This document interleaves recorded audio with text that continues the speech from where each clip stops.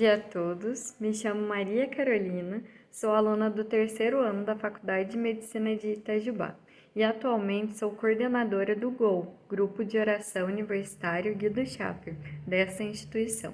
É com enorme prazer que nós, da organização do Simpósio Universitário Guido Schaffer, damos as boas-vindas a todos vocês, participantes presentes aqui, para essa primeira manhã de muito aprendizado.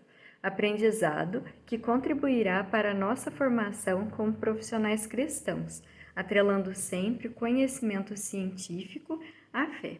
Para que este evento pudesse acontecer, Deus tocou o coração dos membros do grupo para que mais um sonho se tornasse realidade, e cá estamos.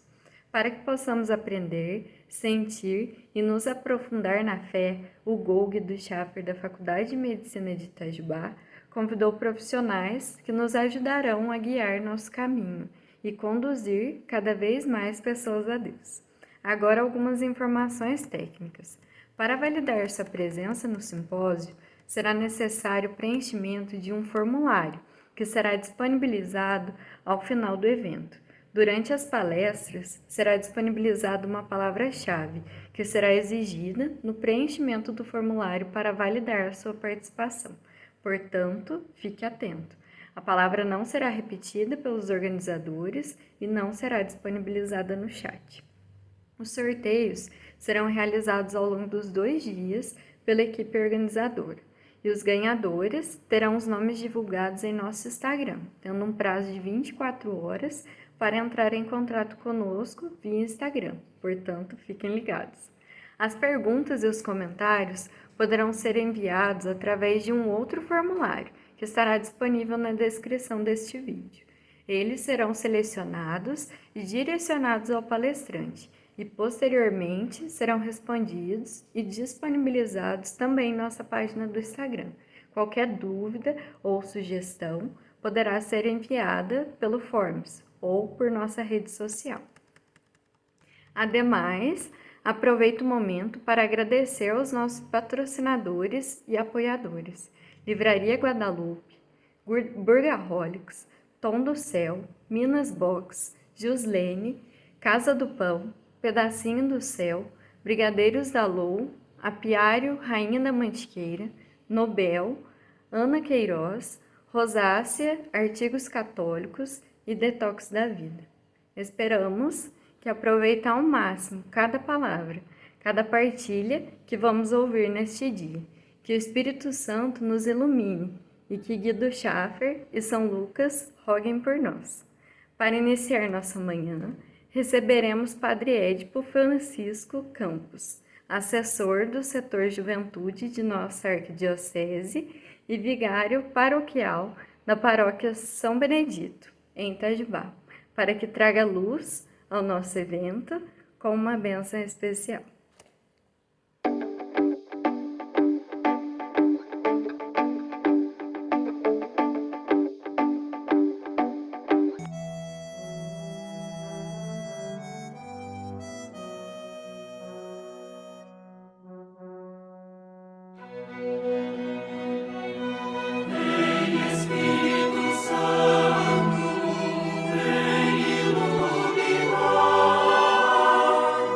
Sorry.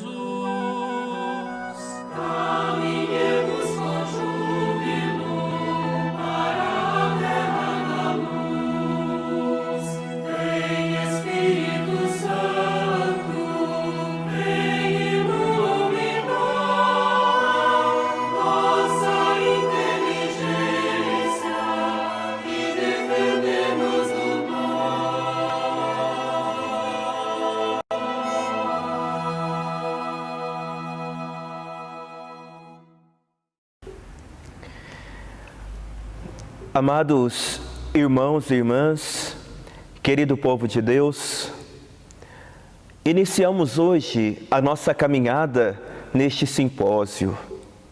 Mas toda caminhada, para ser bem feita, precisa começar do jeito certo.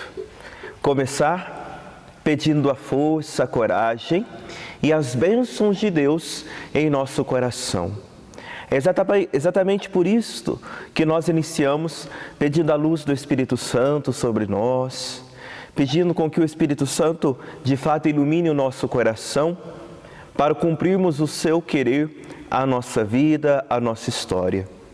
Durante todo esse dia, meditando acerca da necessidade do cuidado, mas sempre direcionado o nosso coração para o coração de Deus, nós precisamos compreender como é bom, como é importante nós nos ligarmos inteiramente ao coração de Deus.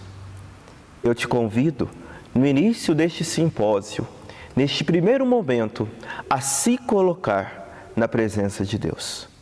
Coloque o seu coração, coloque a sua vida, coloque as suas necessidades, também as suas angústias, suas desesperanças, os seus medos, os seus fracassos.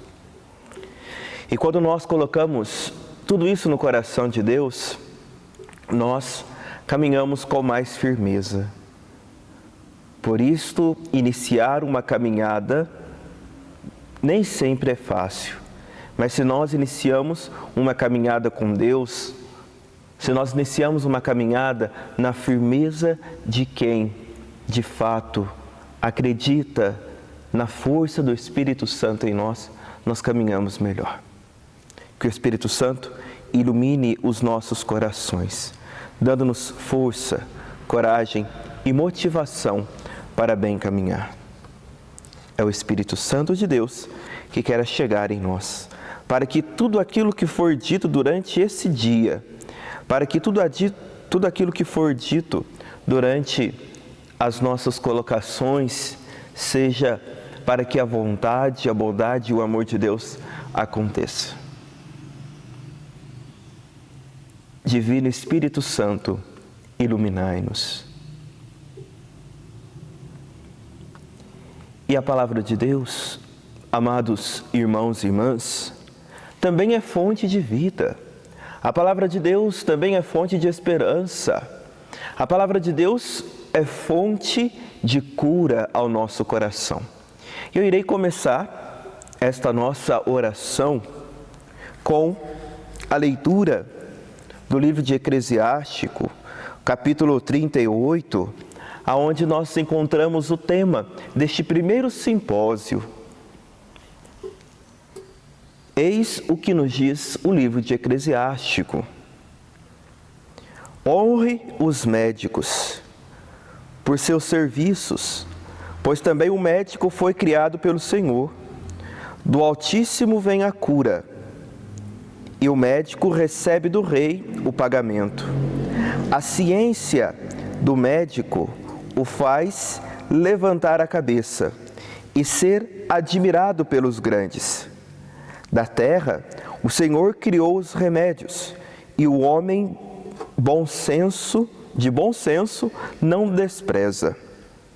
Não foi para manifestar o poder do Senhor que as águas foram adoçadas com um pedaço de madeira?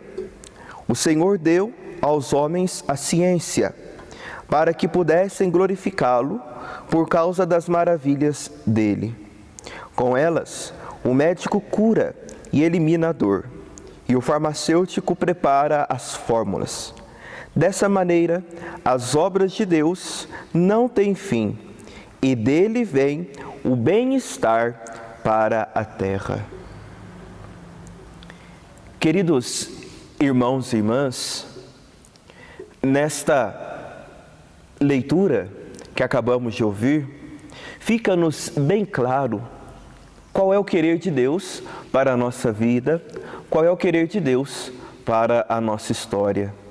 Deus quer que tenhamos a coragem de valorizar tudo aquilo que Ele colocou diante de nós para cuidar da nossa vida, para cuidar do nosso bem-estar. E de modo muito especial hoje, nesta leitura do livro de Eclesiástico, o Senhor nos pede para valorizarmos os médicos, para valorizarmos os profissionais de saúde.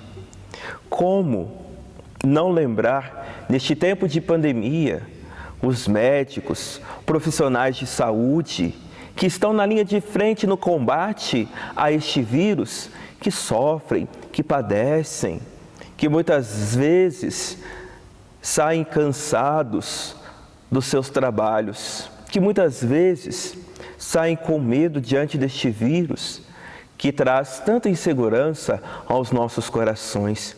Mas mesmo assim, eles permanecem. Mesmo assim, eles permanecem com ânimo, com coragem, porque compreendem que a sua vocação é cuidar. A sua vocação é cuidar. E é muito interessante quando o autor nos fala que o médico de bom senso é aquele que compreende que, na verdade, recebeu uma grande vocação e que, por inspiração divina, cuida daqueles que necessitam. E que, por inspiração divina, cuida daqueles que passam por necessidades, daqueles que passam por dor, daqueles que passam por angústias e por sofrimentos. A cura vem de Deus. Durante todo esse dia, que possamos meditar com tranquilidade, que possamos meditar na certeza de que a graça de Deus estará conosco, nos dando força e nos dando coragem para bem caminhar. Eu deixo esta canção ao seu coração, esta canção de esperança, de fato que vem de Deus, não uma esperança qualquer, mas uma esperança de que de fato Deus cura os nossos corações. A cura vem de Deus. Por isso, iniciemos este nosso dia com esperança e na certeza de que Deus está sim conosco. Assim seja. Amém.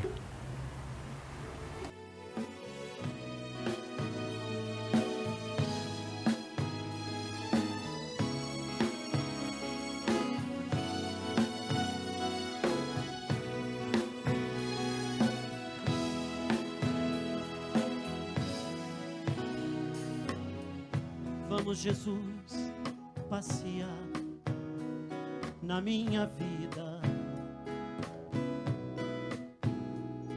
Quero voltar aos lugares em que fiquei só. Quero voltar lá contigo, vendo que estavas comigo. Quero sentir teu amor a me embalar. Cura, Senhor, onde dói. Cura, Senhor, vem aqui. Cura, Senhor, onde eu não posso ir. Senhor, onde dói. Cura, Senhor, vem aqui. Cura, Senhor, onde eu não posso ir. Quando a lembrança me faz adormecer, sabes que a espada da dor entra em meu ser. Tu me carregas nos braços, leva-me com teu abraço. Sinto minha alma chorar junto de ti. Cura, Senhor, onde dói.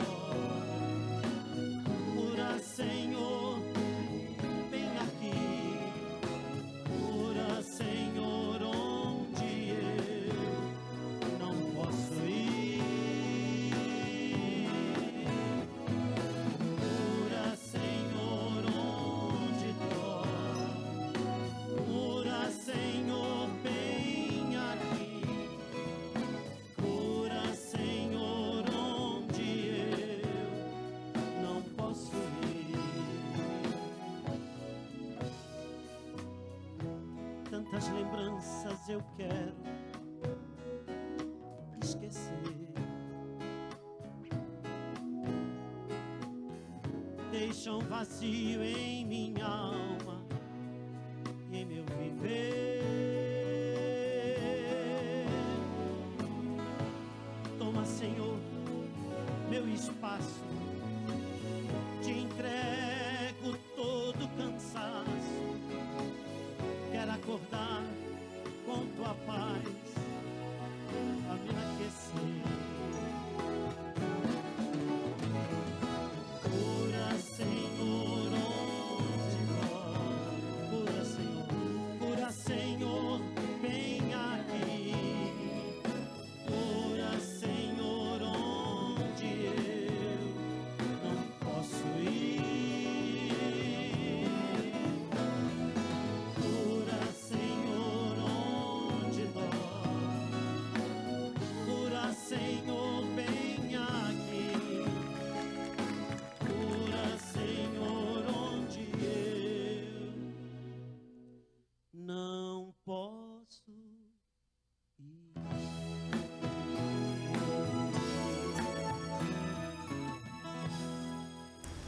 E depois desta canção, onde nós podemos refletir a cura de Deus ao nosso coração, que este dia seja um dia agraciado a todos nós. Quando formos meditar os santos e santas médicos, com eles possamos aprender que é possível sim viver a santidade. A vocação e missão do profissional de saúde católico. Lembrar que nós não estamos neste mundo por acaso. Nós somos vocacionados. E você é vocacionado a cuidar daqueles que necessitam, cuidar com carinho, cuidar com amor. Recordo de Madre Teresa de Calcutá, quando foi entrevistada por um jornalista, ela disse, o jornalista, melhor dizendo, disse a ela: olha, Madre Teresa, eu não faria isso nem por $1 milhão. Madre Teresa disse: olha, eu também não faria, não.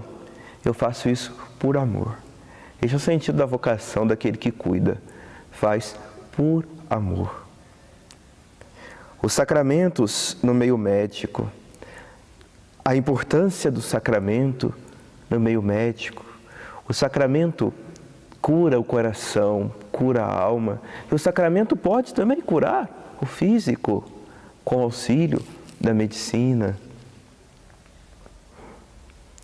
Possamos refletir hoje sobre essa dimensão tão salutar, o sacramento na vida da medicina, para os profissionais de saúde, no meio médico. O cientificismo e a espiritualidade. É importante relembrar que nós somos seres cheios da graça de Deus. E a graça de Deus vem ao nosso encontro dia a dia, momento a momento. Que bom se a ciência nos ajudar a compreender que somos, sim, criados e amados por Deus. Tenham todos um dia abençoado. Pela intercessão da bem-aventurada Virgem Maria, rezemos juntos. Ave Maria, cheia de graça, o Senhor é convosco. Bendita sois vós entre as mulheres, e bendito é o fruto do vosso ventre, Jesus. Santa Maria, Mãe de Deus, rogai por nós, pecadores, agora e na hora de nossa morte. Amém. Que desça sobre o vosso coração e permaneça sempre as bênçãos de Deus Todo-Poderoso, Pai e Filho e Espírito Santo. Amém. Um grande abraço, um bom encontro para todos nós. Padre Édipo, agradecemos em nome de toda a organização do Simpósio Universitário Vida Schaffer pela fé dividida, pela disponibilidade em nos conduzir e por sua vocação. Que Deus continue a te abençoar. Obrigado por acolher os jovens de forma tão carinhosa. Agora, passo a palavra para a aluna Mariana Mendes. Bom dia, meu nome é Mariana, sou acadêmica do 4º período do curso de Medicina da Faculdade de Medicina de Itajubá e atualmente estou como uma das coordenadoras do Grupo de Oração Universitário Guido Schaeffer.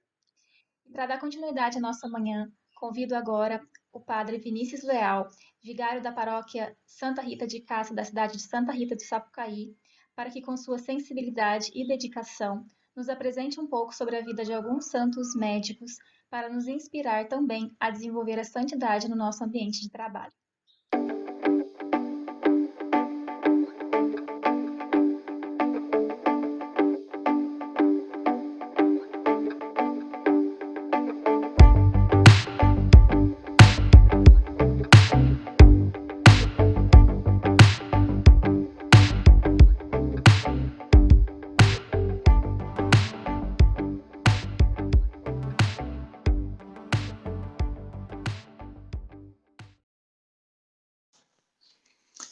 Olá, meus queridos.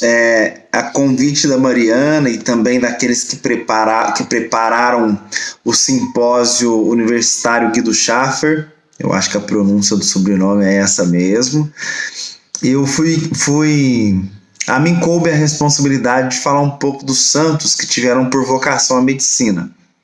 São muitos os santos que tiveram vocação à medicina, mas nós iremos falar de alguns, né? Do servo de Deus, que é o Guido Schaeffer, que dá nome a esse simpósio, de São Lucas, é claro, Santa Giana Beretta Molla, São Brás e São José Moscati. São esses santos que nós iremos falar aqui a respeito um pouco, de um modo bem resumido da biografia deles. Aqui eu não tenho a pretensão de esvaziar o assunto, mas tenho a pretensão, na verdade, de aguçar você para depois pesquisar aí o santo que mais lhe aprouver, ou todos, ou aquilo que você quiser escolher para padrinhar a sua vocação à medicina e a sua vocação acadêmica. E também para que nós sejamos entusiasmados a retomar o tema da santidade nas mais diversas atividades que nós exercemos, né? Às vezes nós não vamos nos consagrar a Deus de um modo declarado, ou seja, sendo religioso, sendo padre, sendo religiosa, numa vida monástica, outra coisa, mas nós podemos exercer o chamado à santidade no estado de vida que nós tivermos. E é para isso que nós vamos falar um pouco desses santos aqui, que nós temos a grata alegria de ter na nossa Igreja Católica. Eu vou fazer a leitura.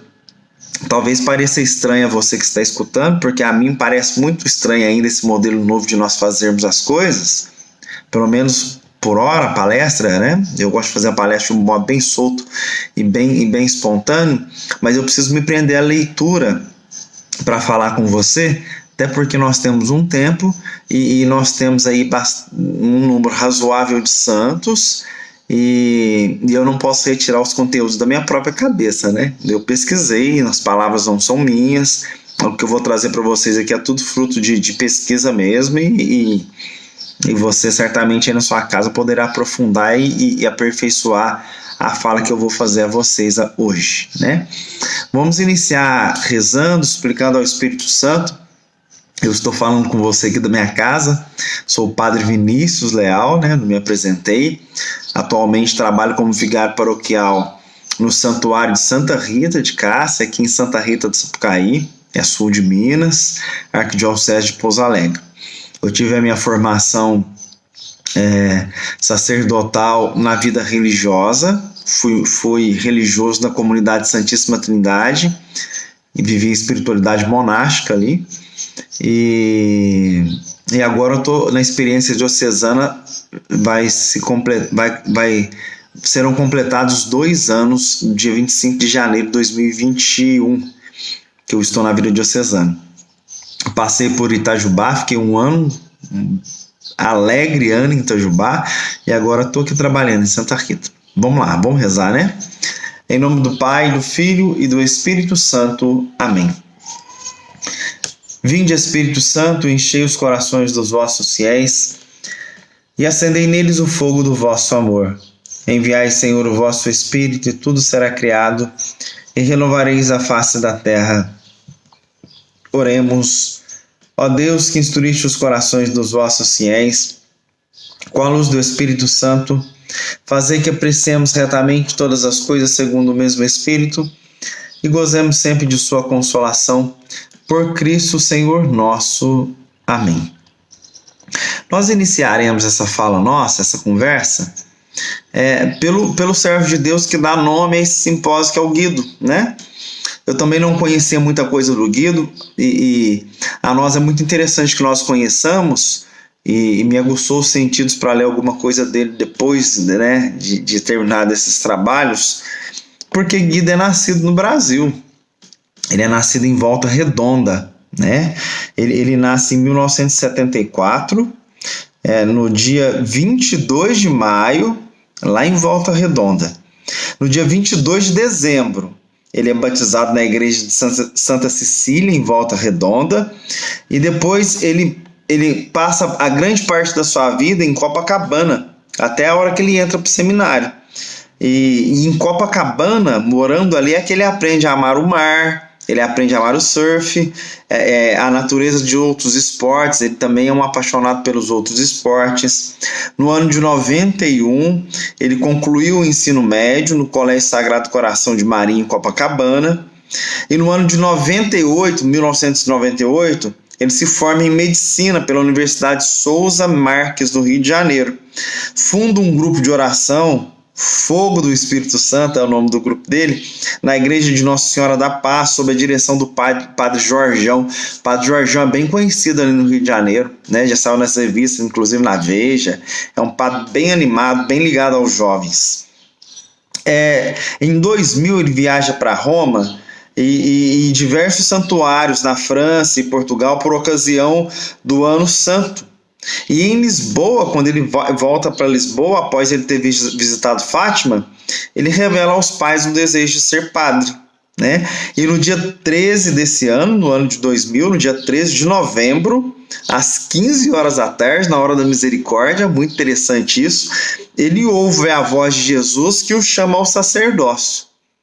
Veja bem que ele está com a vida estruturada, vamos dizer assim. Ele está formado, ele já tinha começado a residência, ele já está aí no exercício, no período inicial do exercício da medicina, e ele ouve a voz de Deus depois de ter visitado Fátima, que é uma aparição tão cara para cada um de nós, né? Ele que é nascido em maio, vai ao Santuário de Fátima, né? Que é uma contemplação que nós temos também no dia 13 de maio, e ali após ele ouve a voz do Senhor o chamando ao sacerdócio.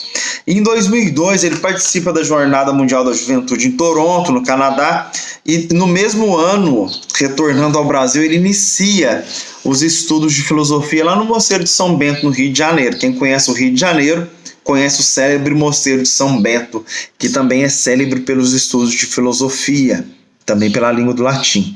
Então ele começa o estudo de filosofia ali no ano de 2002. Mas mesmo assim ele continuou trabalhando como médico voluntário. Ele foi médico voluntário, vale a pena trazer isso, das Irmãs da Caridade, da Madre Teresa de Calcutá. Ele se sente vocacionado a ajudá-las, né? E no ano de 2008, depois ele cursa filosofia no Mosteiro de São Bento. Ele inicia a teologia no mesmo mosteiro, né? E dando prosseguimento ainda aos seus trabalhos de médico, e também continua evangelizando. Ele era um exímio orador, evangelizador. E no ano de 2008, ele sai dos estudos de São Bento e ele vai concluir a teologia no Seminário Arquidiocesano de São José, né? E no ano de 2008, no ano de 2009, um ano depois, no dia 1º de maio, ele morre praticando surf com os amigos na Praia do Recreio dos Bandeirantes, né? Essa é a breve trajetória aí do Guido Schaffer e desse servo de Deus. Nós sabemos que o Guido, ao meditar as palavras de Jesus, ainda te falta alguma coisa, vai e vende tudo que tens, dá aos pobres e terás um tesouro no céu, depois vem e me segue. Ele se sentiu vocacionado a dedicar a medicina aos pobres. Tudo que ele tinha era a medicina, ele decide dedicá-la aos pobres. Isso é muito bonito e muito incentivador àqueles que vão abraçar a vocação da medicina. Nós não podemos nos esquecer do pobre, né? Isso é muito importante. Ele lendo isso sobre o Guido Schaffer, me fez lembrar de Santo Antão, pai do monaquismo, né? Primeiro monge que se tem notícia. Ele escutou também essas palavras, ele abandona tudo e se afunda no deserto para levar a vida monástica. O Guido, o espírito sempre age do mesmo modo em tempos diversos, né? Então nós temos aí esse resumo da vida do Guido Schaffer, e que vale muito a pena depois você pesquisar aí na sua casa e dedicar devoção a ele. Depois nós precisamos falar um pouco do grande São Lucas, né? Todos os médicos que nós temos aí e são católicos devotos devem um pouco aí a São Lucas, né? Lucas, conforme nós sabemos, não era hebreu, e ele era gentil. Por isso que quando você lê o Evangelho de São Lucas, nós percebemos ali o frescor da misericórdia do Senhor. Ele se sente vocacionado a falar da misericórdia, porque ele é fruto da experiência dessa misericórdia, que extrapolou as paredes do templo e atraiu todos, não só judeus convertidos, mas também aqueles que não eram considerados pagãos, né? O gentil, como era chamado todo aquele que não professava a religião judaica, né? Esse era o gentil. Nós não temos dados precisos sobre a vida de São Lucas, mas segundo a tradição ele era natural de Antioquia, cidade situada no território que hoje é a Síria, e que na época era um dos mais importantes centros de civilização helênica da Ásia Menor. Antioquia era um grande centro cultural e intelectual, né? Lucas viveu no 1º século depois de Cristo, e nós desconhecemos a data do seu nascimento, assim como nós desconhecemos também a data da sua morte. Na mocidade, Lucas estudou artes e ciências, particularmente retórica e medicina. Ele era mais aguçado nessas artes. Há também quem afirme que Lucas era um exímio pintor, um hábil pintor.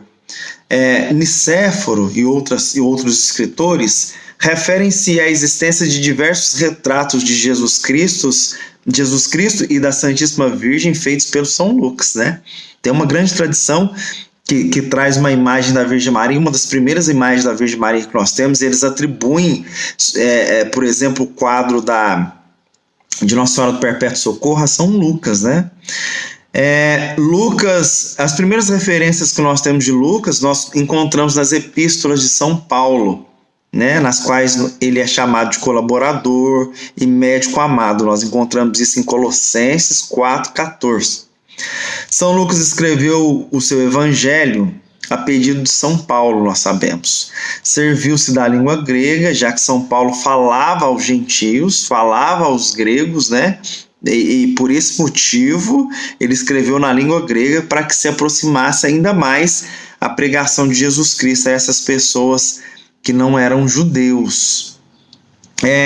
São Lucas também cita no seu evangelho vários episódios da vida de Nosso Senhor e da sua mãe, a Santíssima Virgem Maria, que nós não encontramos em outros evangelhos, o que nos leva a pensar, conforme a tradição, que São Lucas viveu um pouco com Nossa Senhora. Ele foi escutar de Nossa Senhora alguns fatos da vida de Nosso Senhor que era desconhecida a outros evangelistas, né? Nós sabemos que Lucas faz esse trabalho de pesquisa, ele é historiador, por isso muito detalhista em seus textos.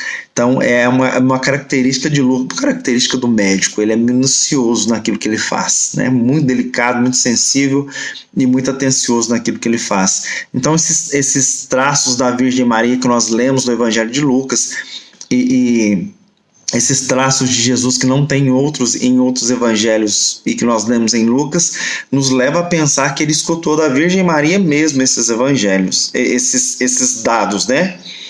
Sobre a morte de Lucas, há uma incerteza sobre a circunstância da morte. Segundo São Jerônimo, São Lucas se dedicou à vida apostólica até a idade de 84 anos e morreu cheio do Espírito Santo na Beócia, né? Nicéforo conta que o evangelista morreu Marte, vítima da perseguição dos romanos ao cristianismo, tendo sido enforcado pelos pagãos. Há uma incerteza, mas se acredita de um modo muito aproximado que ele morreu mártir, né? E esse aí é um pouco de São Lucas, vale a pena depois nós lermos o Evangelho de São Lucas. São Lucas é quem escreve os Atos dos Apóstolos, né? Também o Evangelho e o livro dos Atos dos Apóstolos. E é muito interessante ler o livro dos Atos, que ele vai narrando os Atos de Paulo, por exemplo, e em determinado momento ele começa a usar o plural, porque aí ele já está fazendo parte dessa empreitada de Paulo.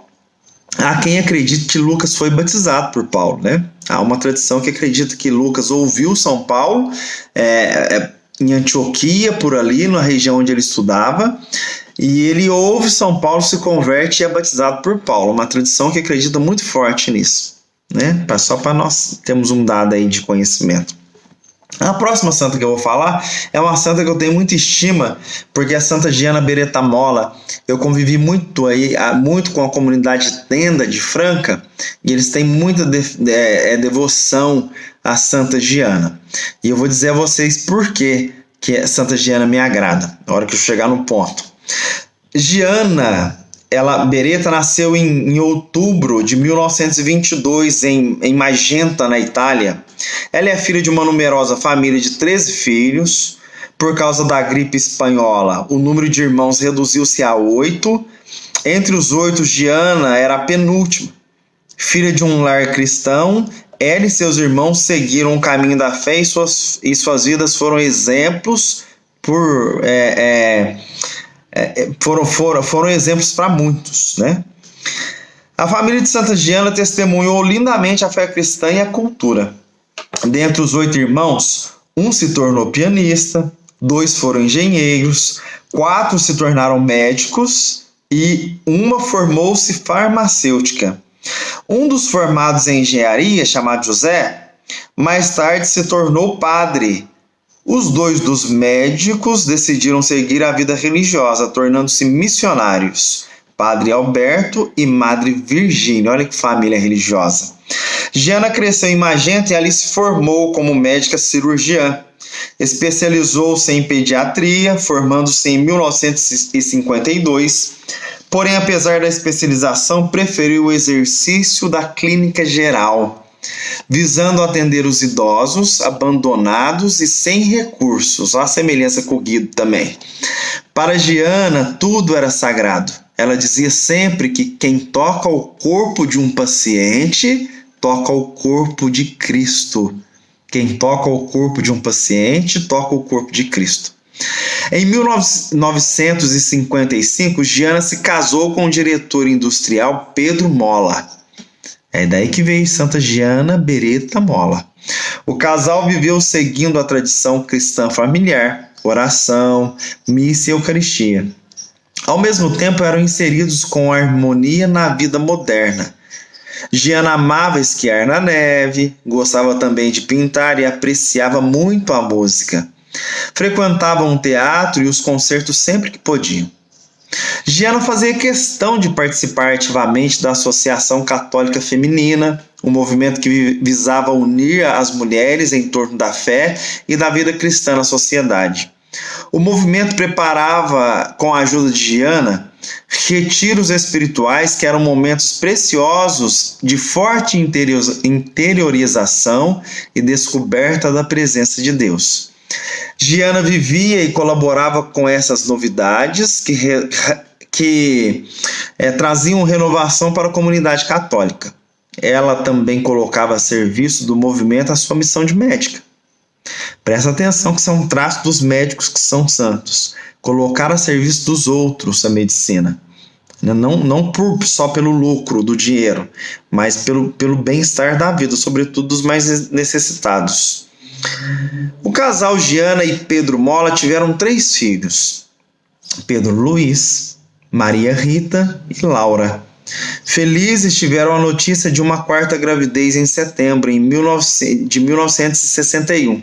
Se não me falha a memória, esse aqui é um dado que eu sei pelas pessoas que tiveram contato tanto com o esposo de Santa Giana, que morreu recentemente, quanto com a Giana, que é a filha de Santa Giana. os filhos de Santa Giana são vivos, eles residem na Itália, né? Essa gravidez, a quarta gravidez foi em 1961, em setembro. Pouco tempo depois, porém, Giana sentiu-se mal e teve que ser internada. Após exames, foi descoberto um fibroma no útero. O caso foi se agravando e a gravidade chegou a tal ponto que a única perspectiva para a sobrevivência de Giana seria interromper a gravidez para que seus 3 filhos não ficassem órfãos. Olha que responsabilidade. Já tinha 3 filhos e se ela levasse adiante a gravidez, ela corria grande risco de morrer. Giana Beretta Molla tinha os valores cristãos profundamente enraizados em seu coração. Por isso, ela colocava sempre em primeiro lugar o direito à vida. Assim, ela decidiu ter o bebê, sabendo como médica que pagaria por essa decisão com o preço da sua própria vida. E assim aconteceu. Uma menina nasceu, Joana Emanuela, ou Giana Emanuela. Santa Giana segurou-a nos braços antes de falecer. Era o dia 28 de abril de 1962. Sua morte se tornou uma mensagem do amor de Cristo para o mundo.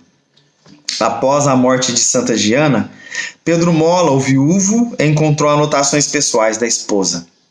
Essas anotações eram feitas antes dos retiros espirituais. Nas notas de Santa Giana descobre-se uma conexão insolúvel de seu coração com o amor, com o sacrifício e com a fé inabalável. A opção de Santa Giana pela vida da filha em seu ventre foi totalmente consciente, repleta de amor e respeito à vida. Santa Giana Beretta Molla foi canonizada pelo Papa João Paulo II em 2004.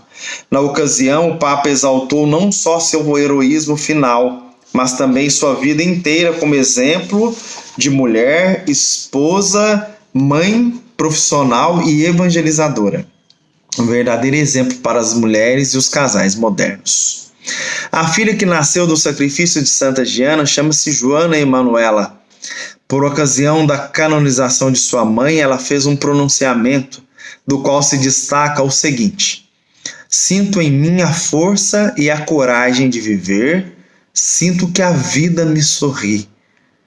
Em seguida rendeu eterna homenagem à mãe dizendo: dedicando a minha vida à cura e assistência aos anciãos. Essa filha de Santa Giana, eu tenho amigos próximos que se encontraram com ela no ano de 2018, mais ou menos, lá na Itália. Ela é uma mulher muito piedosa, está viva na Itália. Ela viria ao Brasil, se não me engano, ano passado ou esse ano, mas esse ano foi impossível, né? Mas ela virá ao Brasil ainda, lá em Franca. Quando vier, eu vou mandar notícia para vocês aí. Os 2 milagres para a beatificação e a canonização de Santa Giana Beretta Molla aconteceram no Brasil. O primeiro foi em Grajaú, no Maranhão, em 77, no hospital onde a própria Giana gostaria de ter vindo prestar seus serviços como médica e missionária. O segundo aconteceu em Franca, São Paulo, quando uma gestante cuja filha corria perigo de morte em seu útero por ausência total do líquido amniótico desde o 3º mês de gravidez. A mãe, Elizabeth Arcolino Comparini, como Santa Giana, não quis abortar, assumindo todos os riscos e pedindo a intercessão de Giana, que na época era beata. A gravidez progrediu sem líquido amniótico, o que por si só não tem explicação científica. Ao final da gravidez, o bebê nasceu perfeito e foi aceito pela igreja como um milagre válido para a canonização de Santa Giana. Essa mãe milacurada é uma conhecida muito próxima minha, fui diretor espiritual, fui confessor dela uma época, eu chamo ela de Beth, mas o nome dito aqui é Elizabeth, né? E a filha dela chama-se Giana. Eu já levei ela no meu perfil no Instagram para dar um testemunho. Vale a pena convidá-la aí para falar com vocês um dia. Ela é de Franca. Nós agora falaremos um pouco de São José Moscati, né? Médico, cientista e professor de medicina. Olha que interessante. Os professores de medicina aí podem recorrer a ele. A origem dele ele é filho de uma família nobre da cidade de Benevento, Itália, José Moscati nasceu em 25 de julho de 1880. Seu pai era presidente do Tribunal de Justiça e se chamava Francisco. Sua mãe se chamava Rosa de Luca e também vinha de uma família nobre. Seus pais eram católicos praticantes, tanto que José Moscati foi batizado em sua casa no dia da festa de Santo Inácio de Loyola. No ano de 1884, a família do pequeno José Moscati mudou-se para a cidade de Nápoles, porque seu pai fora promovido. Lá o menino, com apenas 8 anos, fez a primeira comunhão. Mas não foi só isso. Ele teve um encontro pessoal com Jesus na Eucaristia. Nesse dia, o embrião da vida eucarística de São José Moscati ganhou vida. A Eucaristia foi, ao longo de toda a sua vida, alimento espiritual diário, que guiou toda a sua história. A importância da comunhão diária para aqueles que exercem a medicina. Aos 17 anos, o jovem José Moscati, já um adulto na fé, isso claramente em sua devoção fiel à Virgem Maria e à Eucaristia. Ele já era um adulto na fé há 17 anos. E como fruto de sua devoção, revela-se seu amor para com os pobres e necessitados. Está vendo? Mais uma vez. A medicina exercida em favor dos menos favorecidos, dos mais necessitados. Sua devoção não era vazia nem alienada. Aos 17 anos, sentiu no coração o desejo de fazer voto de castidade perpétua. Porém, não sentia-se chamado à vida religiosa, nem tampouco ao sacerdócio. Ele já percebia que seu caminho seria como leigo ativo na igreja. Nós falamos de Santa Diana, que era mãe, esposa, né? Nós falamos de São Lucas. São Lucas não foi casado, nós não temos registro de que ele tenha sido casado, contraído o matrimônio. E nós falamos do Guido, que era um jovem. E agora estamos falando de José Moscati, que era um leigo, né? Que também não se sentiu vocacionado ao matrimônio, que viveu solteiro. José Moscati era um participante bastante ativo da vida paroquial. Jovem de missa e comunhão diária, sentia especial compaixão pelos pobres, doentes, e em especial os incuráveis. Ali, olha para você, às vezes a medicina, me desculpe dizer isso, mas às vezes a medicina descarta os incuráveis. Eu não estou generalizando, estou dizendo de algumas realidades onde é exercida a medicina. Descarta os incuráveis. E José Moscati dava especial atenção aos incuráveis. A lida com esses últimos, os incuráveis, assistindo-os em suas necessidades, o ajudou a perceber o quão efêmera e passageira é a vida neste mundo. Eu não vou nem dizer nada. Eu não tenho tempo para falar sobre isso aqui, infelizmente. Na juventude de São José Moscati, seu irmão Alberto começou a sofrer ataques de epilepsia. A partir de então, José passou a cuidar de seu irmão. Dispensava horas e horas de seu dia aos cuidados de Alberto. Este cuidado despertou em José o desejo de estudar medicina. José Moscati dedicou-se então à faculdade de medicina. Logo ele se destacou pelo empenho, pela inteligência, pela competência e pelo cuidado com os doentes. Em 1903, ele recebeu seu título de doutorado em medicina após defender uma tese brilhante. A partir de então, o hospital, a universidade e a igreja se tornaram um grande campo de suas atividades. No mesmo ano de seu doutorado, José Moscati passou a ser membro do corpo de médicos do Hospital dos Incuráveis em Nápoles. Ali passou a ser respeitado e admirado pelo seu conhecimento científico e pela caridade para com os doentes. Unindo ciência, fé e caridade, conquistou o coração de todos no hospital. Nesse tempo, seu irmão Alberto faleceu, o que lhe causou grande dor. Por causa da sua competência excepcional, São José Moscati foi nomeado diretor responsável pela terceira ala masculina do Hospital dos Incuráveis de Nápoles. Ali dedicou sua vida, inteligência, competência e amor para com aqueles doentes, portadores de doenças incuráveis. Levou conforto, amor, amizade àqueles que não tinham mais esperança nesse mundo. Ajudou inúmeros a morrerem em paz e na graça de Deus, confortando-os com os recursos da medicina de então e com a fé que nos assegura uma vida muito melhor que esta, marcada pelo sofrimento. São José Moscati teve uma morte abençoada e serena. No dia 12 de abril de 1927, no ano que nascia o nosso querido Papa Bento XVI, se não me falha a memória, que também é de abril, nascido em abril, ele foi à missa como fazia diariamente e comungou o corpo de Cristo como sempre. Depois foi para o hospital, cumpriu seu turno de trabalho aliviando o sofrimento de muitos. À tarde, voltou para sua casa e foi atender mais alguns doentes em consultas. Numa dessas consultas sentiu-se mal, recostou-se, entregou sua alma a Deus e faleceu na serenidade. A notícia encheu Nápoles de tristeza pela perda de um santo tão querido. Pouco tempo depois de sua morte, notícias de graças alcançadas através de intercessão de São José Moscati se espalharam.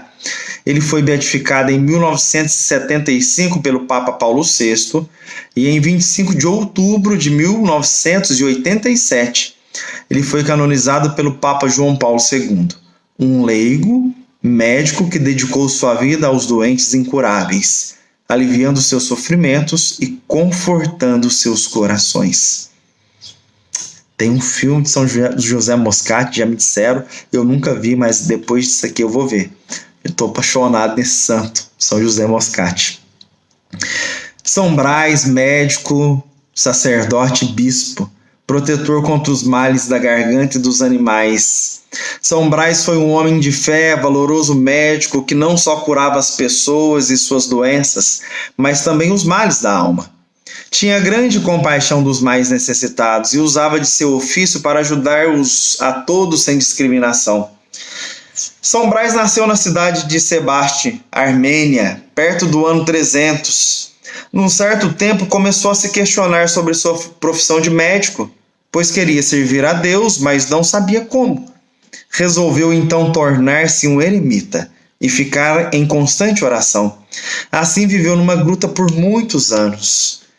Logo, sua fama de santo se espalhou por toda a região da Capadócia, pois ele atendia a todos que o procuravam e muitas vezes as pessoas ficaram curadas de suas doenças, do corpo e da alma. Até os animais selvagens conviviam em total harmonia com o santo. Quando o bispo local, a população de toda a região foi ao seu encontro, pedindo para que ele se tornasse padre para tomar conta do povo de Deus. Desculpe, quando o bispo local morreu, a população da região onde ele morava foi toda ao seu encontro pedindo que Brás se tornasse padre para tomar conta do povo de Deus. Ele aceitou e foi morar na cidade. Estudou e se ordenou padre. E não muito tempo depois foi sagrado bispo. Construiu uma casa para abrigar a diocese aos pés da gruta em que ele morou. E dali comandava a igreja de toda a região. O prefeito de Sebaste, na Capadócia, era um tirano que combatia o cristianismo em toda a região. Ele se chamava Agrícola, era amigo do imperador do Oriente Licínios Licinianus, que era cunhado de Constantino, o grande Constantino, imperador do Ocidente, que parou de perseguir os cristãos. Constantino promulgou um edito, que era para parar de perseguir os cristãos. Um dia, Agrícola mandou seus soldados buscarem feras, leões, tigres para servirem de espetáculo no martírio dos cristãos presos. Quando os soldados chegaram perto da Gruta do Santo, viram todo tipo de animal da floresta convivendo em harmonia com ele. Com espanto geral, correram para contar ao prefeito Agrícola o que estava acontecendo. Muito nervoso com o fato, o governador mandou prender São Brás. Ele não se opôs, não tiveram nenhum tipo de resistência. Chegando à presença de Agrícola, foi ordenado que São Brás denunciasse a Jesus Cristo e a igreja e adorasse os seus deuses. Mas São Brás, então, disse que nunca deixaria de adorar a Deus e a Jesus Cristo. Disse ainda que a igreja jamais acabaria porque era guiada pelo Espírito Santo. Por várias vezes o prefeito chamou para tentar mudá-lo de opinião, mas ele nunca cedeu. Muitas pessoas visitavam o santo na prisão para vê-lo e pedir orações. São Brás, apesar do sofrimento das torturas, atendia a todos com conselhos e orações. Um dia, uma mãe desesperada o procurou porque seu filho estava quase morrendo com um espinho cravado na garganta. São Brás olhou para o céu, rezou e em seguida fez o sinal da cruz na garganta do menino. No mesmo instante, ele ficou milagrosamente curado.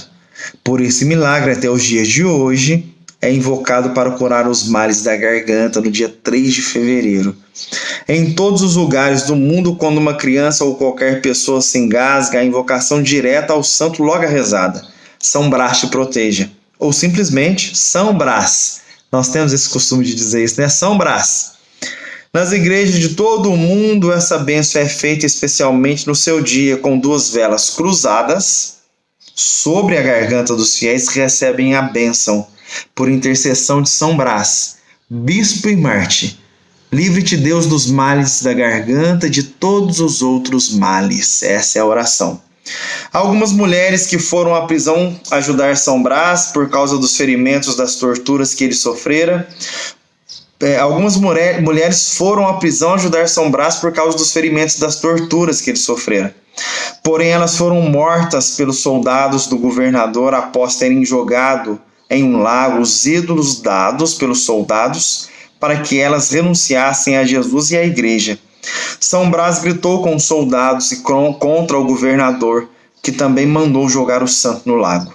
Mas por milagre ele andou sobre as águas e nada lhe aconteceu. Voltando à terra, o governador enfurecido mandou decapitar São Brás. Assim ele foi morto, tendo sua garganta cortada pela espada. Era o dia 3 de fevereiro de 316. Sua festa é comemorada neste mesmo dia. Até 732, o corpo e as relíquias de São Brás ficavam na Catedral de Sebaste, na Armênia. Depois, quando iam ser levadas para Roma, uma tempestade conduziu o barco até a cidade de Marateia, em Potenza, onde os moradores fizeram uma igreja e posteriormente a Basílica de São Brás, mudando o nome do local para Monte São Brás.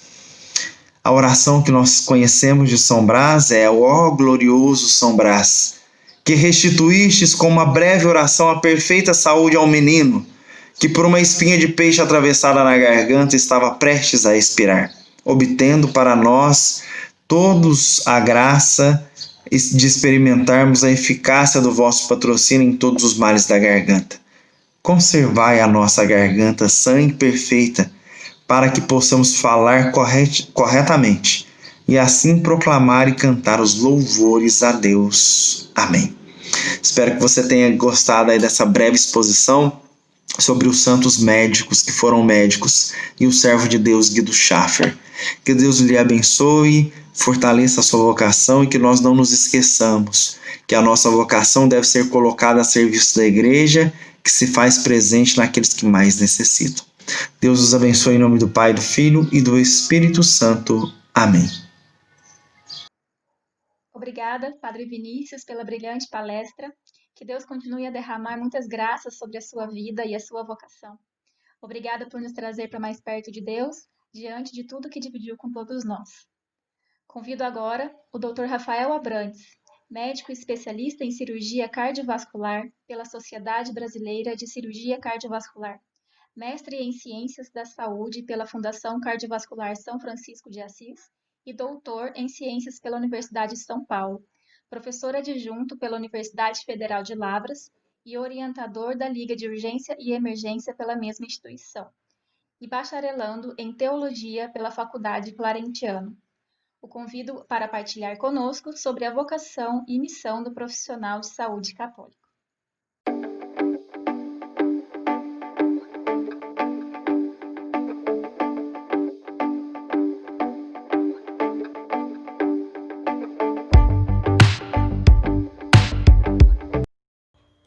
Muito bom dia.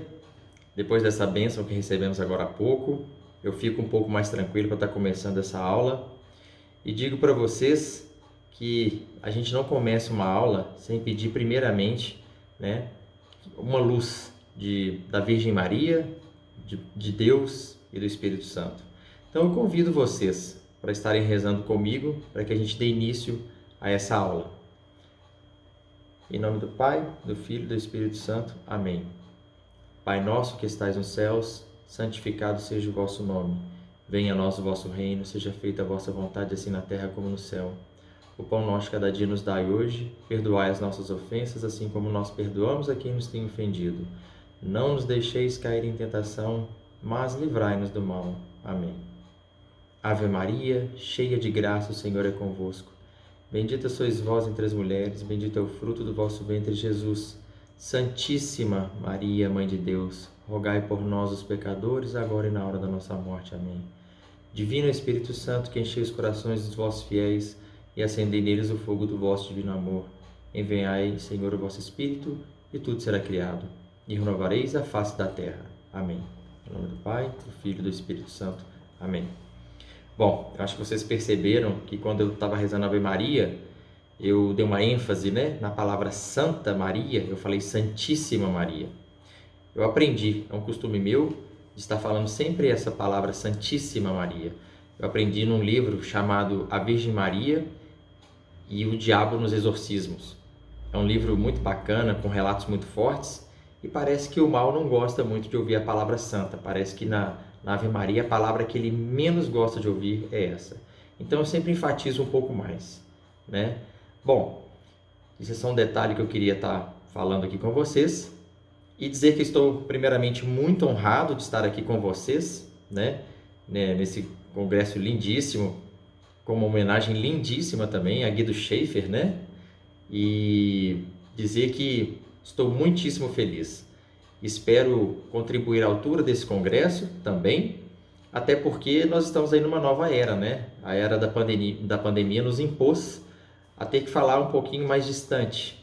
Mas eu espero que com as palavras eu possa tocar o coração de vocês, aquecer um pouquinho mais o coração de vocês também, porque para suprir essa distância aí que nós estamos, mas eu tenho certeza que eu vou puxar vocês um pouquinho mais para perto, para a gente poder conversar um pouquinho melhor. Eu queria primeiramente iniciar dizendo que sou médico, Eu tenho a formação cirúrgica, eu sou cirurgião cardiovascular, atualmente sou professor na Universidade Federal de Lavras e estou no departamento de urgência e emergência, no departamento de clínica médica e também no departamento de cirurgia. São, no caso dos internatos, que eu estou lá. Estou muito feliz porque lecionar é muito bom, a gente tem um contato muito grande com as pessoas e isso nos ajuda bastante também, a crescer espiritualmente falando, crescer como pessoa, porque eu acho que o professor ele tem essa missão também. O professor só pode ensinar quando ele também quer aprender, O professor tem que estar disposto a aprender para poder ensinar, porque a gente aprende muito com os alunos e isso é muito legal, uma troca de experiência muito boa, Então a área acadêmica tem essas vantagens da gente ter essas trocas de experiências, Eu queria estar começando a falar aqui com vocês, mas eu queria ler assim, alguns detalhes sobre a linha do tempo de Guido Schaeffer. Então eu trouxe aqui um esqueminha só para falar com vocês, mas eu li bem e acho que eu consigo falar aqui sem estar podendo passar slides nem nada, então eu resolvi falar tudo com vocês diretamente, sem estar passando nenhuma apresentação. Bom, a linha de tempo de Guido Schaeffer ela é muito interessante. Começa com o seu nascimento em 1974, depois já em 1998, Guido Schaeffer ele entra, ele se forma na Universidade de Souza Aguiar, do Rio de Janeiro, e funda o grupo de oração Fogo do Espírito Santo. Eu achei isso muito legal. Ele já estava aí, na verdade, já recebendo o sopro do Espírito Santo, quando ele fundou esse grupo, já mostrando toda a vocação que ele tinha realmente para a vida sacerdotal. né? Em 1999, ele inicia sua residência médica, porém, ele faz algo que me chamou muita atenção. Ele já começa a fazer atendimentos médicos à população de rua, juntamente com as missionárias da caridade. Então, eu achei isso muito bacana, sabe? Ele já estava mostrando ali essa vocação mesmo, né? Sacerdotal. Bom, em 2000, ele faz uma viagem pela Europa, visita vários santuários e ele já chega revelando para seus pais o desejo, né, de ser padre. E já em 2006, 2007, ele já estava cursando os 2 primeiros anos aí de teologia no mosteiro de São Bento. Já em 2008, ele ingressa no Seminário Arquidiocesano de São José para concluir o curso de teologia já iniciado. E em 2009, a morte se deu surfando, né? E com colegas na praia do Recreio dos Bandeirantes. Já em 2015, já inicia o processo de beatificação, né? Dá início à abertura. E em 2017, esse processo ocorre também de uma forma oficial, o processo de beatificação pela Congregação da Causa dos Santos, já em Roma. Então, essa é a linha de tempo de Guido Schaeffer, e realmente é uma linha forte. Claro que eu só citei alguns detalhes, né, de alguns anos mais marcantes, né, mas existem vários relatos que eu andei lendo de coisas que ele fazia, frases que ele deixou, muita coisa. Realmente, eu acho que é um exemplo para todos nós seguirmos, né, como católico que somos. Eu acho que realmente é um exemplo muito grande a ser seguido. O que eu queria falar um pouquinho é o seguinte: nós estamos aí numa era de pandemia, né? E aí vem um tema muito interessante para mim, que é exatamente isso, né? Falar da vocação, da missão do profissional da área da saúde. E eu gostei muito, porque a área da saúde eu sempre vi de uma maneira muito interessante. A entrega que nós temos que ter, nós profissionais da área da saúde, para com o paciente, eu sempre falo que é muito semelhante à vocação do padre, em que ele tem essa entrega, né, para os seus fiéis. Nós temos pelos nossos pacientes. Todos nós, médicos, fisioterapeutas, enfermeiros, técnicos de enfermagem, a turma do raio-x, todo profissional da área da saúde, né? Estou falando mais assim no âmbito hospitalar, né? E a gente tem que ter uma entrega muito grande. E eu acho que essa é uma vocação, porque, puxa vida, né? Como é pesado, né? Quantas noites dormidas fora de casa, enfrentando plantões, isso tudo marca muito, né? E eu, por exemplo, sou pai de 2 filhos, né? Uma menina, Laura Maria, de 4 anos, e o Gabriel, de 2 aninhos. Então a gente sabe a falta que esses filhos sentem quando a gente não está em casa, né? E às vezes no dia seguinte tem que trabalhar, continua o trabalho, né? Não é só porque deu um plantão que a coisa para, não. E, bom, é difícil porque eu, por exemplo, não quero terceirizar meus filhos para ninguém, não quero terceirizar ele para outras pessoas. Gostaria de participar o máximo possível da educação deles e gostaria que eles sentissem o mínimo de saudades quando eu estou fora, né? Ou seja, eu gostaria de estar mais presente em casa mais vezes, né? Gostaria que eles não ficassem tão saudosos, mas a gente sabe que criança nessa idade quer o pai e a mãe perto, né? Então, isso tudo mexe com a gente também. Aí eu acho que vem aquela palavra, né? Vocação, né? Porque não é fácil, a gente tem que ter essa vocação mesmo para ser um profissional da saúde, porque a entrega tem que ser muito grande, às vezes abdicando um pouco até da família, o que também nos machuca um pouco, né? Mas a gente sabe da nossa missão, que também está ali de estar com os doentes também, para estar ajudando outras pessoas, né? E isso a gente sente na alma, né? Eu acho que o profissional da saúde, ele tem, quando ele quer, né? Toda pessoa, quando ela quer entrar na área da saúde, ela tem que ver se realmente é uma vocação que ela tem, né? É a primeira coisa. Ela tem intenção de se doar, ela tem intenção de se entregar um pouco mais, mesmo que isso aflija um pouco, né? Às vezes em casa sempre tem um pouco de, assim, de um clima, às vezes você está ficando muito fora de casa e tudo, e isso pesa um pouco para a gente fica chateado, né? Mas com o tempo a família vai entendendo a sua missão, né? Que ela é muito bonita também, nós estarmos com as pessoas e ajudando, tentando ajudar sempre, né? Eu digo que a área da saúde, não somente a área da saúde, eu vou até expandir um pouquinho. Todas as profissões, todas as profissões podem nos ajudar na nossa santificação. Todas, independente de qual seja. Você tem que fazer bem feito, porque você está naquele estado, naquele momento que Deus te colocou. Então, faça bem feito. E aquilo ali vai te ajudar na sua santificação. A área da saúde, agora voltando para o meu tema, primeiramente que todos nós temos uma vocação universal, né? Eu sempre escuto o Padre Paulo Ricardo dizer isso. Ele diz o seguinte: a vocação universal de todos é ser santo, né? Não é ser médico, não é ser engenheiro, não é ser advogado, não é ser o gari, não é ser o professor. Na verdade, nós estamos nesse estado profissional, mas a nossa vocação universal é ser santos, ou seja, buscar a santidade. Nós temos que estar neste caminho, pelo menos, tentar o máximo possível caminhar na santidade. Isso é o mais importante. E voltando à área da saúde aqui, a área da saúde ela tem, digamos assim, uma facilidade de oferecimentos muito grandes, mas também existem vários caminhos que podem nos levar à perdição também desse caminho da santidade.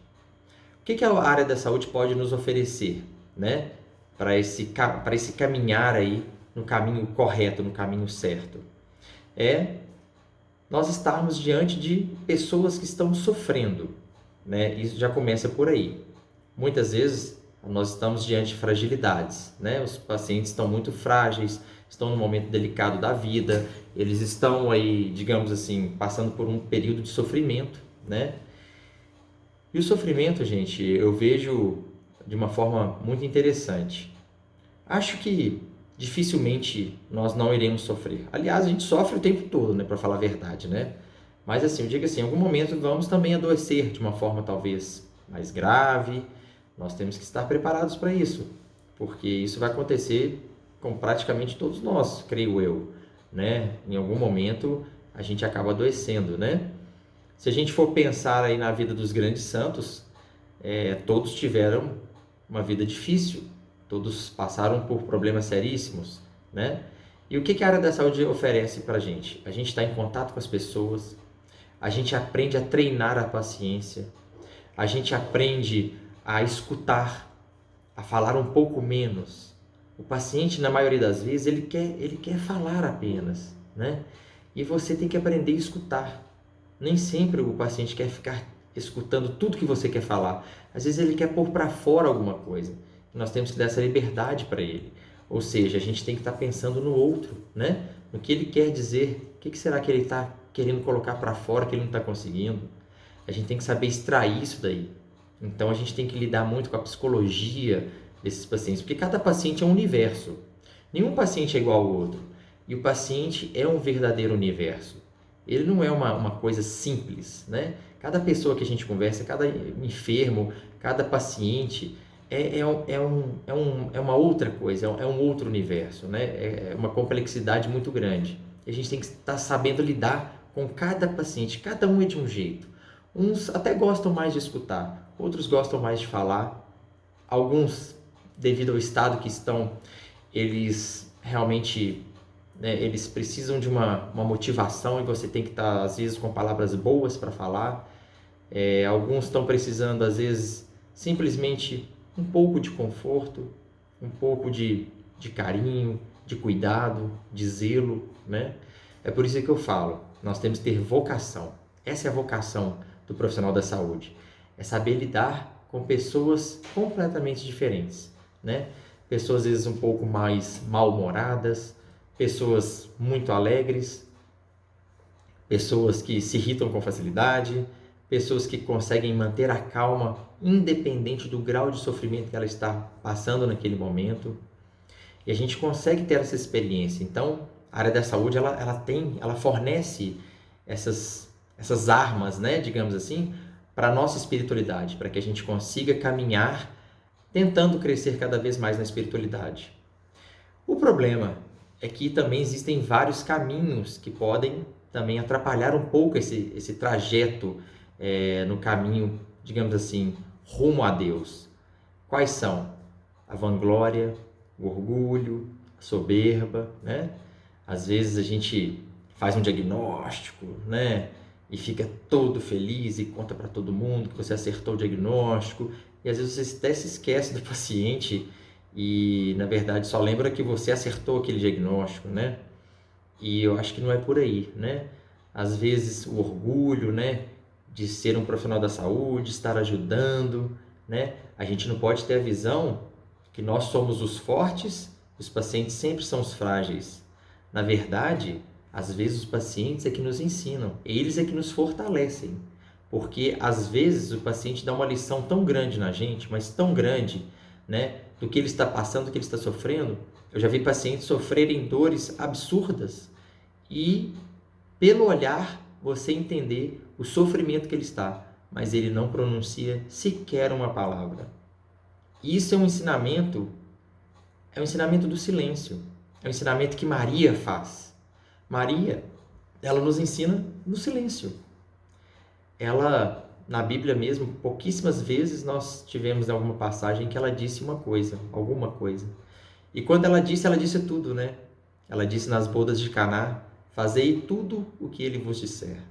Então ela não precisou falar mais nada durante a vida. Ela disse exatamente tudo o que precisava ser dito, né? Com uma simples frase. E de uma profundidade infinita, digamos assim, né? Insondável, né? Então, por isso que eu digo, a área da saúde precisa de vocação. Você precisa gostar de estar com as pessoas. Você precisa gostar de tocar nas pessoas. Você precisa ter essa vocação de estar na linha de frente quando tem uma pandemia. Você precisa estar ali, firme, porque as pessoas vão precisar de você. Quem elas vão chamar para cuidar delas naquele momento ali? Então a gente tem que estar pensando nisso, porque os obstáculos podem ser grandes. E a gente às vezes não pode abandonar o barco, né? Mesmo tendo família, mesmo tendo um risco de estar levando coisas para casa, a gente assume às vezes o risco. A gente vai para a linha de frente para enfrentar as coisas, né? Como é o caso agora que nós estamos nessa pandemia aí. Mesmo sabendo os riscos, é claro que a gente se protege, pede ajuda para Deus, né? Pede proteção, que a Virgem Maria nos cubra com o manto dela, mas a gente vai para a linha de frente, né? Chega em casa correndo, troca de roupa, vai pro banho, os meninos não podem abraçar a gente, eles não entendem, né? Mas depois a gente volta com todo o carinho do mundo, né? Para poder abraçá-los depois de um bom banho, né? Então, é isso que é a vocação, né? O profissional da saúde, ele tem que amar estar com pessoas, lidar com pessoas. Se existe uma certa dúvida que você não sabe se vai gostar de ficar lidando com pessoas, então esse não é o caminho. A área da saúde precisa disso. E as pessoas, como eu disse, são diversas, né? E nós temos que estar aprendendo com elas. Sempre, sempre. O profissional da saúde aprende muito. O tempo todo a gente aprende, né? E isso é muito bom. São coisas que a gente tem nessa facilidade, né? Eu acho que, principalmente em áreas muito delicadas, o profissional da saúde que trabalha no CTI, nas unidades, né, de terapia intensiva, que lidam com, digamos assim, com pessoas em estados mais graves, né? E muitos ali vão a óbito, né? Segundo a vontade de Deus. Então, a gente tem que estar ali preparado para isso também. A gente tem que saber confortar, às vezes, a família, né? Que está ali precisando de mais ajuda do que o próprio enfermo. A gente tem que saber lidar com isso, a gente tem que estar sempre preparado para esse tipo de coisa. E uma coisa muito bonita, né? Que o profissional da saúde, ele pode conseguir fazer isso, né? O que seria isso?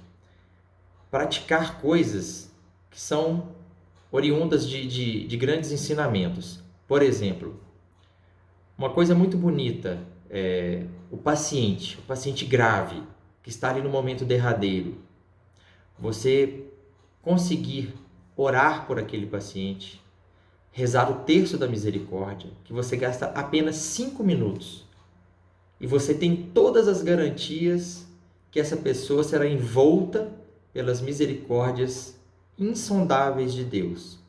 Eu digo isso porque ele mesmo disse isso. Não para mim, mas para Santa Faustina. Santa Faustina, ela trouxe todas essas falas de Deus sobre a misericórdia, né?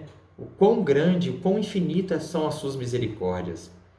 E às vezes nós podemos ser um intercessor para ajudar nisso daí, né? Todo o poder vem de Deus. E é bom que todos os profissionais da saúde entendam que, até mesmo eu falo até mais para talvez os colegas aí da área médica também, que eu acho que é muito interessante, uma frase que eu sempre digo, até coloquei num pequeno livro que eu tive a oportunidade de publicar. Eu começo o livro dizendo assim, né, que o médico, e agora eu vou estender para todos, né, o profissional da área da saúde, tá bom? Ele é um instrumento necessário para a cura que vem de Deus. É claro que é assim. O profissional da saúde tem que entender que a cura, ela vem de Deus. Porque Deus precisa permitir que os antibióticos, que o tratamento seja eficaz, né? Se for salutar para a alma desse paciente, que ele fique mais um tempo, que a missão dele continue, né? E que ele cumpra, né, outros desígnios de Deus, tudo vai sair bem. Mas se Deus precisa daquela alma com ele, naquele momento, mesmo com todos os investimentos que nós temos, com todo o conhecimento que nós temos, com todo o afinco que a gente cuida desse paciente, para tentar resgatar a saúde desse paciente, se Deus quer essa alma para ele, nós temos que consentir, né? Às vezes a gente vê que a batalha é difícil, tá difícil, a gente batalha, e às vezes esse paciente vai para Deus. Então a gente aprende nesse momento a lidar com as frustrações, né? As impossibilidades. Como somos pequenos, claro, somos pequeninos. Às vezes a enfermidade que assola o paciente, ela está maior do que a gente, né? Mas a gente pode ser muito maior, porque a gente às vezes não tem que enxergar, não é o corpo, não é a enfermidade. Eu acho que o profissional da saúde, ele tem que começar a enxergar a alma. Gente, a gente precisa enxergar a alma dos pacientes. Nem sempre o que nós precisamos é ficar de olho o quanto que aquela enfermidade está caminhando e você não está conseguindo, de repente, combater. Não se sinta um perdedor. Não se sinta mesmo. Às vezes a gente vai chateado para casa. Eu sei disso, sei bem como é. A gente chega em casa, a gente se questiona se a gente fez tudo o que podia fazer. Será que se eu tivesse feito isso ou aquilo, não teria ajudado um pouquinho mais? Aí começam aqueles questionamentos, alguns devaneios, enfim. Mas o mais importante, você teve zelo pela alma desse paciente? Você rezou um terço da misericórdia no momento derradeiro desse paciente, que você gastaria 5 minutinhos ali do lado do paciente? São coisas que a gente tem que começar a ver. São coisas que o ser humano precisa começar a enxergar. O profissional da saúde, por ter essa oportunidade de estar, às vezes o padre, não dá tempo de chamar o padre, né? Às vezes o padre não consegue chegar lá para dar uma unção dos enfermos. Enfim, você pode estar fazendo um papel de um grande sacerdote naquele momento, de estar rezando o terço da misericórdia por aquele paciente, né? Enfim, a gente tem que estar sempre pensando nisso, né? E o sacerdote, ele é de uma importância tremenda. Se você consegue chamar o sacerdote para que ele faça uma unção dos enfermos, eu acho que isso tudo é muito bom, né? Eu acho que a gente tem que pensar sempre nisso, sempre. Mas se não der tempo dele chegar lá, às vezes o paciente está muito, muito grave, você pode intervir por esse paciente. Porque a gente tem que entender que nós somos uma igreja como um todo. Nós somos os membros, né? Nós somos um membro de um corpo místico, que a cabeça é o próprio Cristo, né? Então, se você reza por uma pessoa, por aquele doente, todo o corpo místico, né, os membros, todos recebem essas graças também, mas principalmente aquela pessoa que você está direcionando, né? Mas se todos rezam, todos ganham. Então, quanto mais a gente reza, mais os membros ganham, né?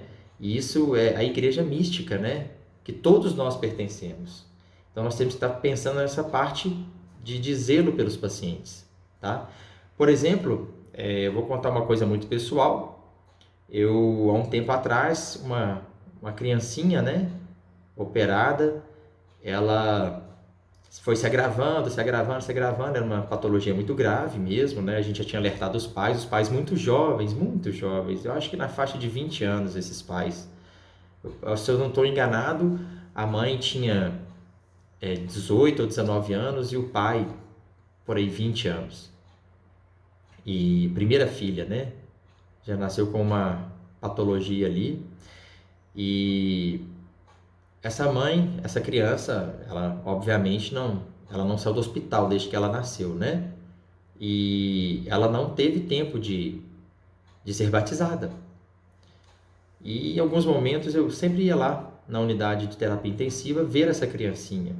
E eu estava muitíssimo incomodado dessa criança, eu estava temeroso dela realmente falecer, que era uma grande possibilidade, né? Todos nós já sabíamos antes mesmo da cirurgia acontecer. E eu conversei com a mãe nos momentos finais ali. Eu perguntei para a mãe, você não tem vontade de batizar sua filha? E ela disse assim, eu tenho, mas eu nunca saí do hospital, né? Eu não tive essa oportunidade, mas gostaria sim, né? Isso depois de eu ter explicado toda a gravidade do caso. E eu falei, por que a senhora não batiza a sua filhinha? Aí ela falou assim, pode batizar? Eu falei, claro, você pode batizar. Nesses momentos agora, se você tiver alguma oportunidade, você pode batizar, né? E realmente ela estava indo naquele momento, né? Por isso que eu disse aquilo, né? Porque o correto é chamar o padre para que ele faça o batismo ali de urgência, né? Digamos assim. Mas não ia dar tempo, ela já estava meio que agonizando já e não daria tempo. Bom, a mãe, eu não sei, acho que ela ficou um pouco sem jeito e ela falou assim, batiza você. Ela falou desse jeito, batiza você, pode batizar.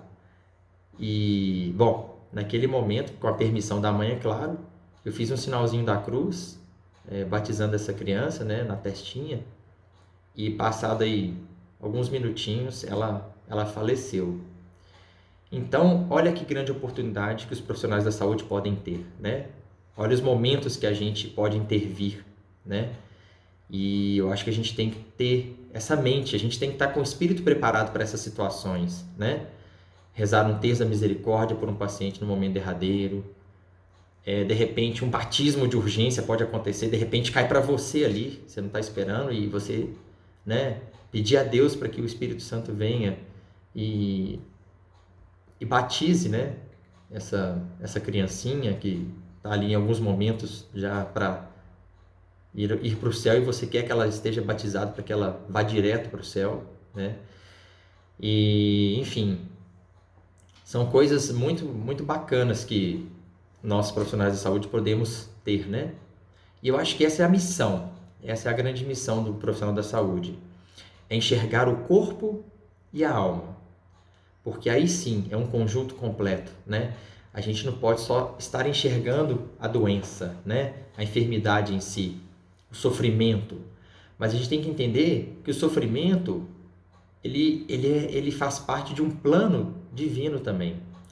Existe uma frase lindíssima, né? Que é a divinização do sofrimento.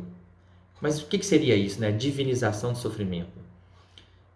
Bom, se a gente voltar lá atrás, quando Adão e Eva, né? Digamos assim, os nossos primeiros pais pecaram, entrou no mundo sofrimento, morte, dor, tudo, né? Que a gente está cansado de ver nesse mundo aqui, nesse vale de lágrimas, né?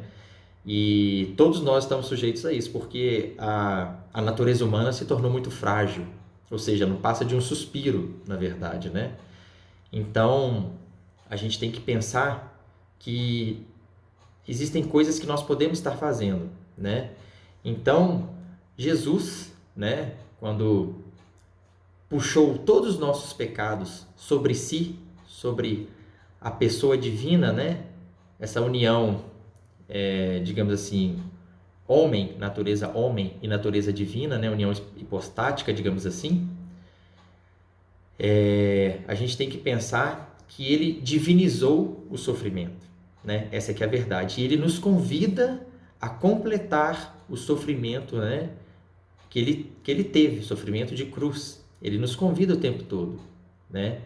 Então nós temos que entender que o sofrimento ele faz parte de um plano, né, divino, né? Não porque Deus desejou isso, claro que não. Deus construiu um mundo perfeito, um paraíso para todos, né? Sem dor, sem sofrimento, sem nada. Porém, a partir do momento em que adentrou, digamos aí, o pecado no mundo, né? Com sofrimento, dor e tudo mais, o que a gente tem que entender disso? Que ele, através de seu Filho, né? Jesus Cristo, ele divinizou esse sofrimento, né? Então a gente sabe que a gente precisa confortar os pacientes. Os pacientes não têm que entrar em desespero quando estão doentes, a gente tem que ajudar de alguma forma, a gente pode consolar. A gente tem que consolar sempre. O profissional da saúde tem que ter isso em mente, consolar sempre. Isso é fato, né? Confortar sempre, curar algumas vezes, né? Porque nós temos que entender qual é o plano de Deus, né? E aí sim, a gente, com a nossa participação, digamos assim, nós teremos êxito no combate contra a doença. Então, eu acho que vocação é uma coisa muito forte no profissional da saúde, missão mais ainda, né? Eu diria que vocação é essa entrega, e missão, eu diria que seria essa parte de enxergar corpo e alma, né? Essa é a missão, enxergar a alma também dos pacientes, né? Às vezes os pacientes precisam de algumas coisas, né? Tem alguns pacientes que estão ali, né, quietinhos, a gente conversa um pouco, fala alguma coisinha, pergunta se ele não quer receber a comunhão, a hóstia, né? E às vezes são pacientes que estão há muitos e muitos anos sem se confessar. E ali naquele momento de sofrimento, é o momento de um crescimento espiritual muito grande, de uma renovação com o próprio Deus, né? Porque o padre vai ali, às vezes ele se confessa. Já tive histórias de pacientes que tinham 40 anos, né, sem se confessar, e, né, através de uma pequena conversa, o padre depois foi solicitado e esse paciente se confessou, comungou, né? E graças a Deus esse paciente saiu do hospital, ele continuou a missão dele. Espero que ele tenha, né, renovado todas as forças ali. E só da gente ver isso, a gente já fica muito grato, né? Então, o profissional da saúde, ele tem momentos muito bonitos, né? Milagres, eles acontecem o tempo todo, dentro de hospital, enfim, em todos os lugares do mundo, mas o profissional da saúde, a gente consegue ver coisas que a ciência não explica. Tá aí para comprovar, né, os corpos incorruptos, por exemplo, né? E vocês já pararam para pensar, que interessante, já que eu estou falando da parte, né, profissional da saúde, a gente tem pacientes que a gente praticamente desengana, e esses pacientes saem andando do hospital. E tem pacientes que estão, de repente, não tão graves e que por algum motivo vão se agravando e, enfim, e acabam falecendo, né? Às vezes a gente tem alguns sustos aí na nossa carreira também, coisas que a gente não espera, mas tudo a gente tem que entender que faz parte de um plano, né? Um plano divino. Não cabe a gente ficar questionando tudo, né? Aliás, não cabe a gente questionar nada, né? Porque Deus sabe de todas as coisas, né? Mesmo aquelas que a gente praticamente não consegue entender.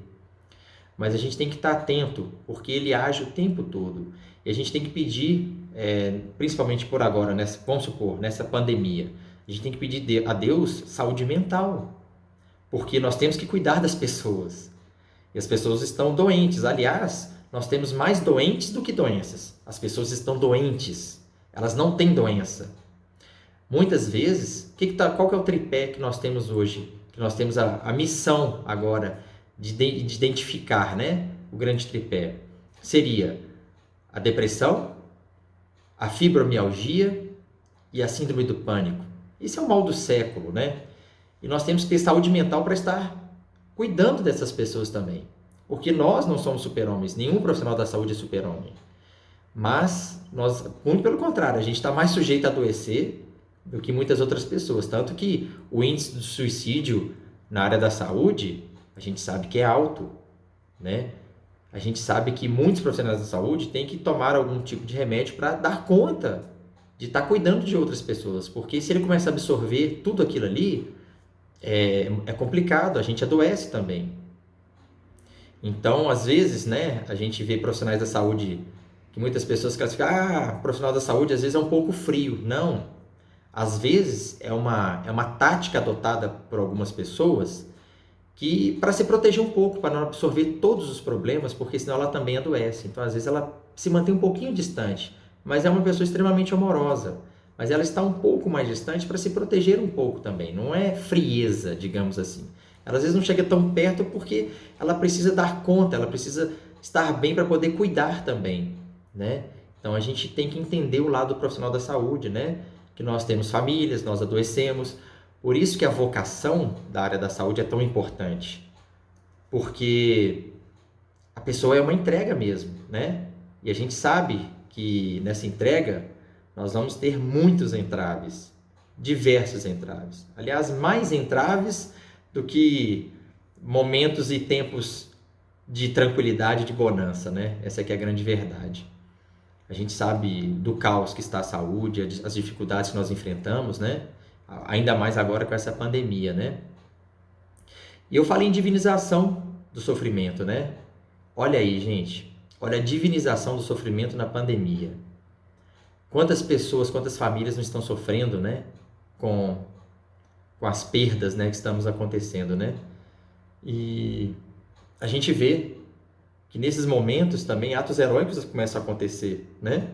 Histórias de um sacerdote que viu um jovem ao seu lado.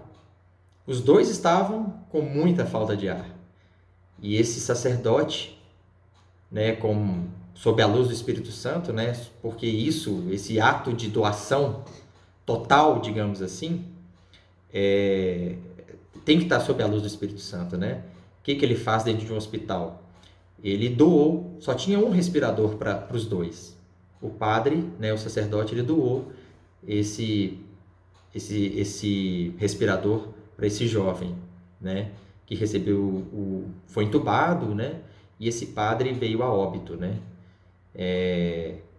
São atos maravilhosos, né, que acontecem, que a gente não gostaria de estar vendo, porque a gente não desejaria uma pandemia.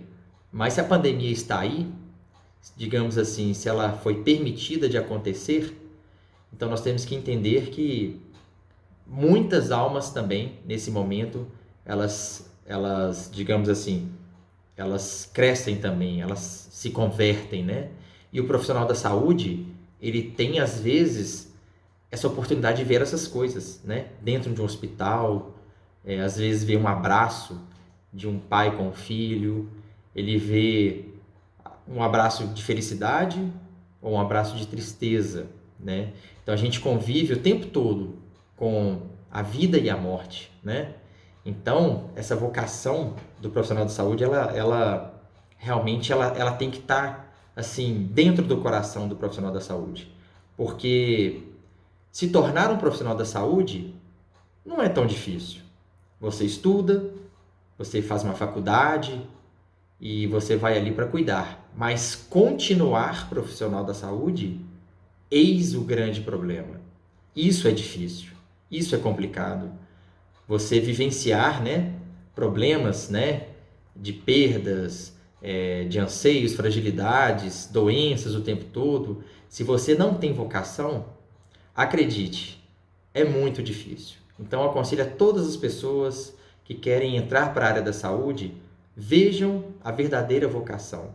Porque ser profissional da saúde é difícil, não é fácil, mas eu posso dizer, é muito gratificante. É muito gratificante, principalmente quando você tem o olhar de Deus nas pessoas, quando você consegue enxergar Cristo nas pessoas, né? Você tem que ser praticamente um cameliano, digamos assim, né? Se você não sabe quem não está por dentro dos camelianos, são aqueles religiosos, né, sacerdotes que vivem dentro de hospitais. Eles se entregam totalmente entregues aos doentes, né, para cuidar, para ajudar no zelo desses pacientes, inclusive se precisar arriscar a própria vida para cuidar de determinados pacientes, que às vezes estão com uma doença contagiosa, alguém tem que cuidar, eles têm no juramento deles arriscar até mesmo a própria vida. Ou seja, esse é um grande profissional da saúde, né? Pode acreditar, os camelianos são grandes profissionais da saúde, né? Porque um juramento desse realmente não é fácil.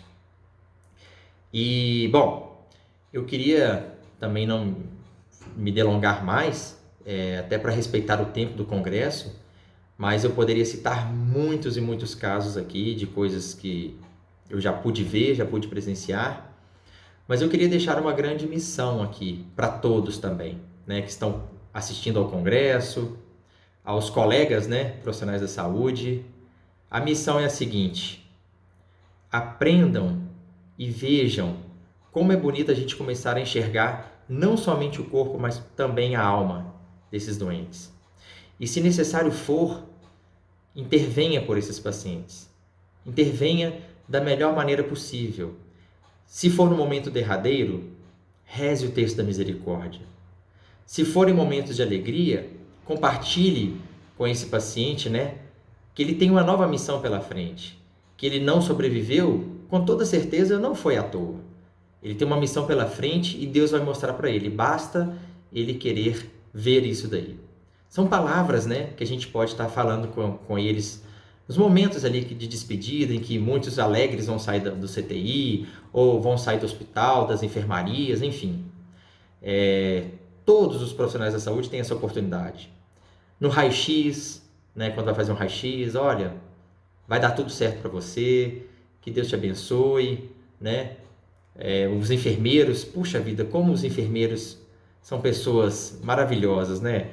Como eles põem a mão na massa, como eles têm que se entregar, os técnicos da enfermagem também, os fisioterapeutas, puxa vida, como a turma põe a mão, né, no paciente para poder vencer uma patologia, eles têm que estar firmes ali, e agora, com muita cautela, né, com os toques, né, infelizmente com a pandemia, mas o trabalho, eu tenho certeza que não só diminuiu, aliás, aumentou muito mais, né? Tá muito mais complexo agora, né? Porque o profissional da saúde, ele tem que ter aquela essência, né, do toque, de chegar, de se aproximar, e isso às vezes dificulta agora para todos nós. Então é isso, gente. Lembrem-se, vocacionados para a santidade, mas lembrem-se que o profissional da saúde tem que ter essa entrega, essa vocação desde sempre. Aliás, Deus dá essa vocação desde toda a eternidade, né? Para quem quer entrar na área da saúde, essa vocação tem que estar à flor da pele mesmo. Eu queria agradecer a todos vocês aí, principalmente pelo convite, e agradeço a oportunidade da minha contribuição aí também. Um grande abraço para vocês, fiquem com Deus e vamos firme, porque profissionais da saúde, nós temos que estar na linha de frente sempre. Um grande abraço, obrigado por tudo. Obrigada, Dr. Rafael, pela excelente palestra, por dividir conosco tanta sabedoria. Acredito que todos levarão para sempre consigo um pouquinho do que nos foi transmitido hoje, a fim de sermos profissionais segundo o coração de Deus. Esperamos que todos tenham sido de alguma forma tocados com esses valiosos ensinamentos e bênçãos até o momento. Encerramos aqui o primeiro bloco do simpósio e voltaremos às 11h25.